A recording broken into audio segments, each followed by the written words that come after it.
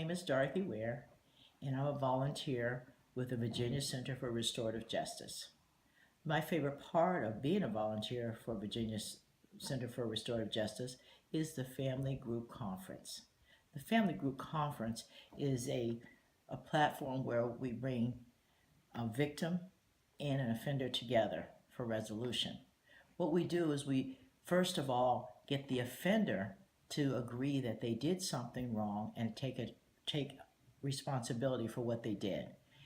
Then we meet with the victim and the victim's family or guardian, and we find out what happened from the victim and what the victim would like to see happen, or a resolution, what the victim's resolution would be.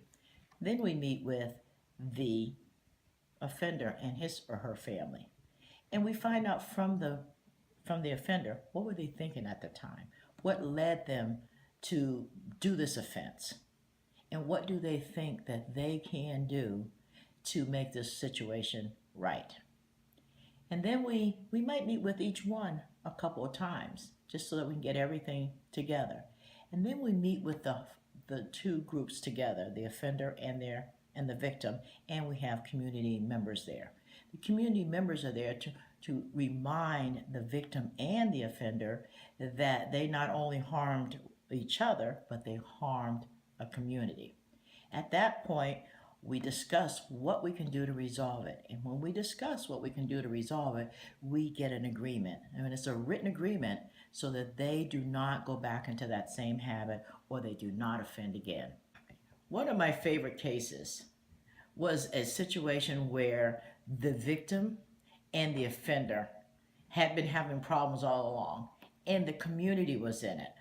There were parents in it, there was neighbors in it, bus driver. All of these people were involved in this, and it looked like we weren't going to resolve this. So we met with the offender, we met with the victim, we kept meeting back and forth, and then after all the tempers had calmed down and everybody started to remember what had happened, and that this person had made a mistake and the other person could have done something to make it easier, and the light bulbs went off, we got together in a group and we brought the community in, and we had the parents and the victim and the offender, and we resolved this. And we resolved it through a letter of apology and an agreement that says that this will not happen again, and they understood that this was their second chance and that they were trying to make things better.